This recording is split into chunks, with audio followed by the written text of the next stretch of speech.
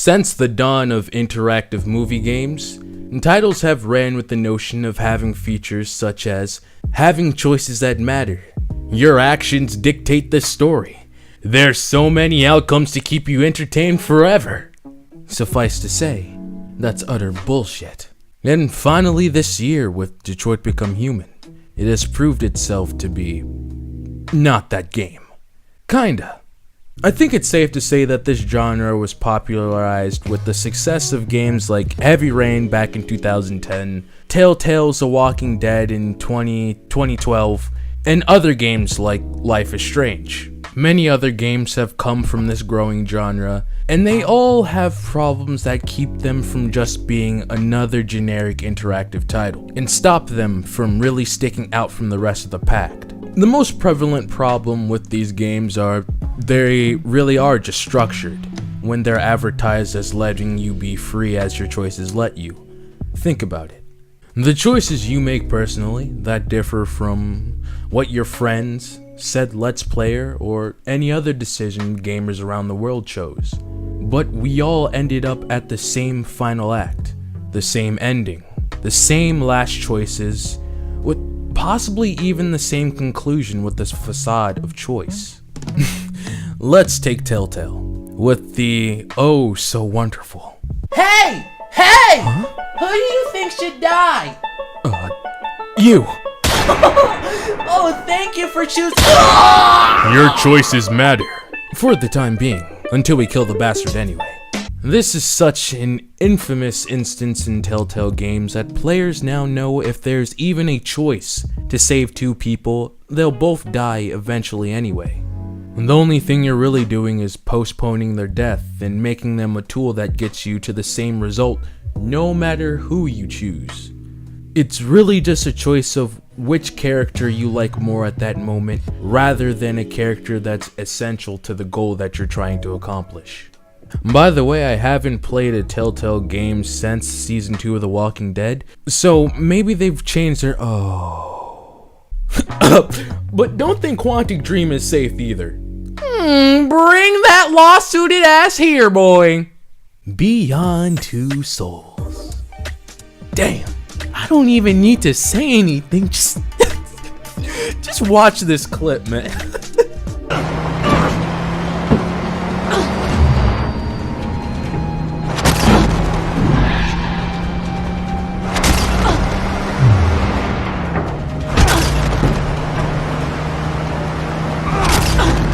Failure.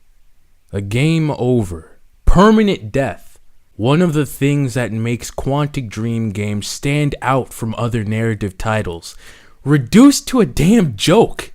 I remember a scene in Beyond where I could have had the main character commit suicide. And being the sadistic bastard that I am, you know damn well I picked that option. And, lo and behold, the game refused me the option. The choice to make my own story in the game all about decisions. Because game overs are a failure in game design. But surely the redeeming factor in these games is finding all those oh so glorious multi-endings. And it's really awesome when devs flesh out different types of unique endings for these types of games. When it's not just different speech cutscenes for scenes we literally just played through. Needless to say, I had very low expectations for Detroit after seeing the initial trailer. But I actually like interactive titles. But I also know that the flaws they encapsulate. Knowing this, I can confidently say Detroit Become Human is one of the best games in this genre by far. Definitely not in terms of story. Heavy Rain runs miles around this game. Don't at me, don't argue, delete your comment, bitch! But from a technological standpoint, Detroit is one of the best interactive movie games I've played. And here's why.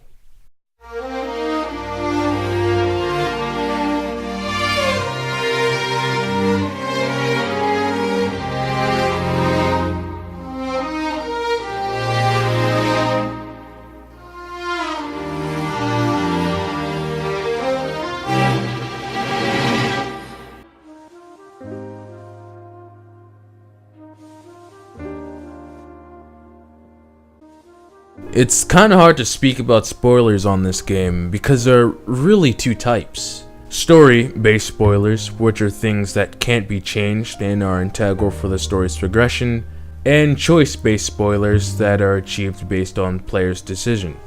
The moment I realized Detroit was really something special was when I created a theory around Alice's reveal to be an android. I found it odd that a mother would leave behind her child, android or not, alone with a highly destructive person. I used clues gathered in my new playthrough that proved my theory even more. Impatient and thinking I could get some mad e-clout, I posted my theory to Reddit and got a reply along the lines of, "It's literally right there in the game, dumbass. Are you fucking illiterate?" Feeling distraught and broken that my findings were null and void. I realized my actions from my first playthrough negated me from seeing this information, but others who ran the right sequences came to the same conclusion I had missed. A character, whom I had assumed was just a dickhead because the plot says he is, actions actually has a whole backstory to give context to his character. Doesn't make him less of a dickhead, but a more supported dickhead. It's a backstory completely missable from actions in the beginning of the game that only pay off at the end. You know, David Cage actually made a quote about his games many years ago that rubbed my jimmies the wrong way, and boy, do my jimmies like a good rubbing. The quote was along the lines of, "My games only make sense and are meant to be played as a one-time experience." And I'm sure a certain character or scene instantly comes to all Heavy Rain fans when hearing that quote. That was something that was always in the back of my mind when thinking about this game in the months leading up to release. But you're really doing yourself a disservice if you play this game once, closing yourself off from other areas or bits of story missed in your first run. A little anecdote I'd like to share is my hatred for Hank. From what I've read, many people seem to like him. Come on, Hank was an asshole. I never got along with him. He'd always get an attitude over the most trivial things. His temper was like a heavily guarded barrier that only fell once it was too late. And that heartbreaking scene occurred. Get out of here!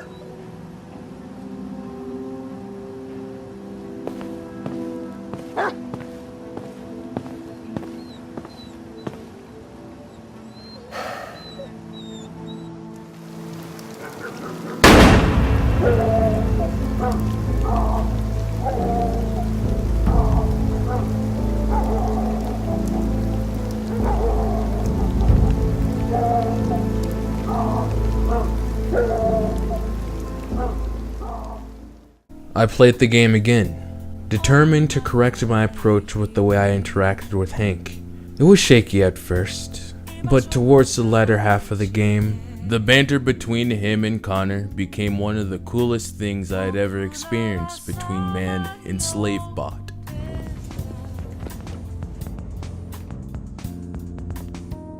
Connor, the fuck are you doing? With actions accumulating over hours of playtime, you either assisted in the eventual death of a partner, or worked on rekindling the last remnants of life to a broken man, without blatant choices that spell out what you're doing. That's one thing I love about this game. Interactive titles are kinda plagued with being downright boring after completion. It's because replaying them entails you going through the same beats, the same dialogue, the same sequences, all for an ending slightly happier or sadder than the one that you already got, that you can always look up on the internet anyways. I've played through this game fully multiple times now, and I still find new things each playthrough.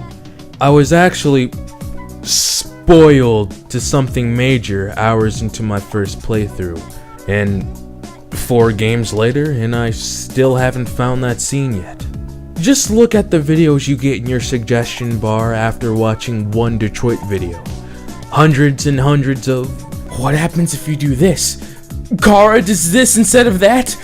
Connor's really a dance bot? Marcus painted what? Oh my god. so many different scenes that, by the way, I've seen some of those videos and they be on some bullshit, knowing damn well there are more possibilities to go through some scenes, but they be putting them in other videos to maximize that ad revenue, thinking they slick and shit.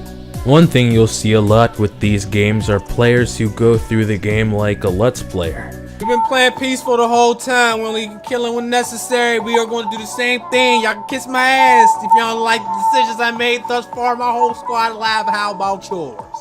Ew. And make some bonus episodes showing the bad ending at the end of the playthrough. Unless you're this heartless bastard who got a 0% ending his first try. God bless his twisted soul. I'm just gonna go see my son again. Alright. Oh, okay.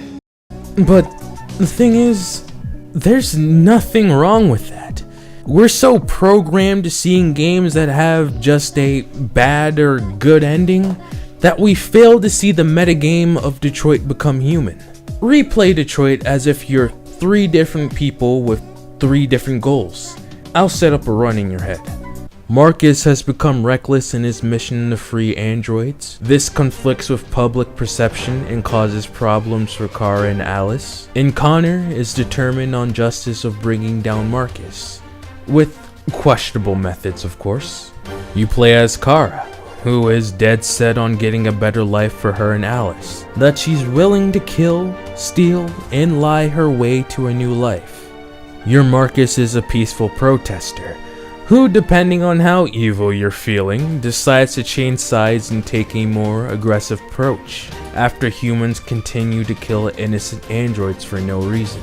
Your Connor is a clean cop who wants to complete his task without getting his hands covered in blood, or Therium 310, but finds it troubling to stay focused on his task when humans start to gun down peaceful protesters. We have free reign over these characters. Instead of having them all be benched on the same team, pit them against each other, set up a cat and mouse scenario within your game. Heavy Rain did this flawlessly. Manfred. Almost flawlessly. And from the scenes I've seen so far, it's pretty compelling to see the types of situation you can put these characters in. I remember around 2010, a certain male chatterbaiter started a playthrough of Heavy Rain with the utmost of quality. This is where I was first introduced into this title, and 8 years later, I have finally played the game for myself, and I see lots of similarities between it and Detroit. It's that girl who went in! Everybody downstairs! They're in the alley! Follow them! The subway.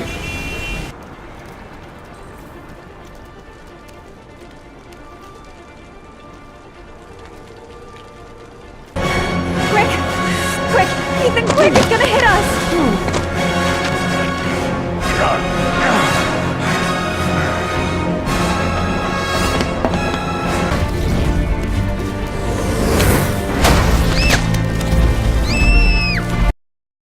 I've got nothing to do with that business. I never killed nobody! Oh, no? Then why did you run away when they came to question you? I already told you I forgot to report to my parole officer. Why didn't you even try to run away?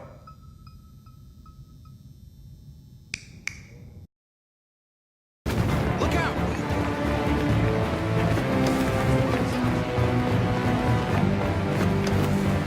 Oh, sorry! I'm really sorry!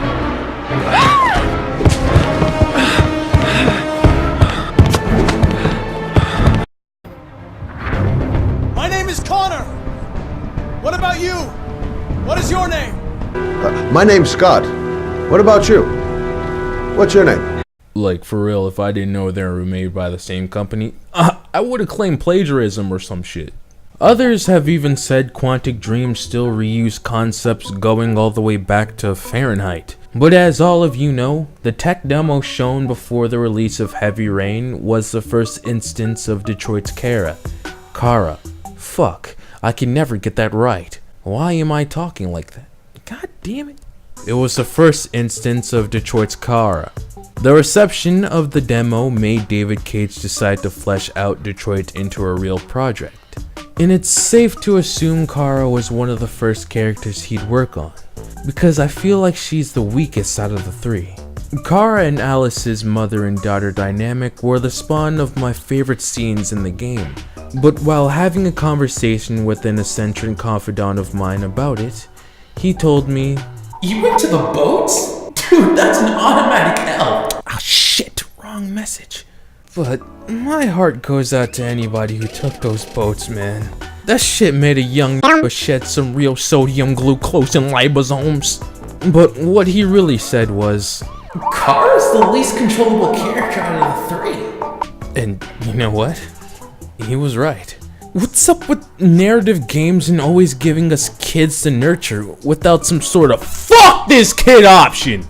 Kara's story is kinda stagnant as a long escort mission with little variant in character personality.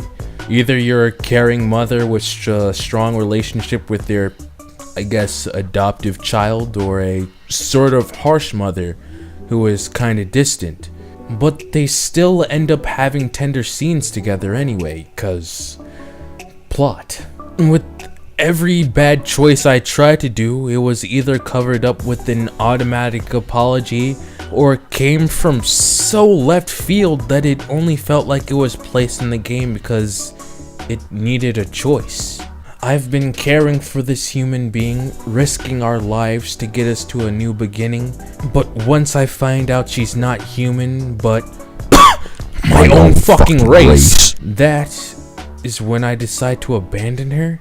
Doing something like that in the beginning of the game, where it's more reasonable for an obedient machine to follow its orders and leave Alice alone, just results in the death of both characters. And it's not just seen with Kara either. Marcus, a character that should have the most variation in people's playthroughs because of his blatant, peaceful, and aggressive selection paths, is a total bitch! I did a playthrough trying to make him the most aggressive, evil character in the game out of remembrance of his father, Cole McGrath. But it was like dude was getting cold feet with every bad decision I made. Like, you just killed your allies. A random civilian running for dear life fearlessly shoved a unsuspecting civilian. But now you get cold feet after getting revenge for the death of your people? That's some weak human shit. Oh my! Nah, that's some straight bullshit. Playing through this game around 5 times now, going through the same areas multiple times. The reason I didn't get burned out as fast as other titles is because I had to realize Detroit isn't about getting new areas to explore that others haven't. Something I'd come to believe these games would do many years ago. But the edge that Detroit has over many other interactive narratives is the change in side character development and story. Uncovering the stories that each character has locked away behind their love or hate for the person you currently control. The game of seeing what different things can I pull out of this person this time around. How did my journey to the end differ with or without this person by my side? Interactive story games are a genre that I've had lots of interest in for the past years. I don't dislike any of the games shown in this video. They're pieces of art, so flaws would obviously be present, some more than others. But I'd strongly suggest checking out some of these titles featured in the video if you enjoyed Detroit. They all have their own individual charms to them that make them special, from story, character development, and aesthetic choices. I just feel Detroit is a strong resurgence for this genre. Beyond didn't do that hot, Telltale is kinda going by the wayside, and other titles are handled by indie studios with such little marketing that they barely even get their names heard. What with the popularity of games like Until Dawn, Life is Strange, and now Detroit, I bet we'll see this genre being a stronger force in gaming. This game alone sets the benchmark for the amount of paths that leads the player to their story's end. Definitely still has things to work on, like making better moral bending conflicts to make the player change paths, rather than seeming like a quick afterthought because the game needed a choice. And making more radical choices not feel like such a chore to just pick. Just let me be evil, man. I would also say create a better story, but that's just wishful thinking. With some focus on working out kinks and added freedom, I feel like these games will be something very special in the gaming world next generation. Can't wait to see what Quantic Dream has in store for their next game. By the way, I really don't mind if the next title doesn't have more branching paths. Average movie script is around 100 pages. This game has a script over 2,000. Fuck, I could barely get this video to 10 fucking pages!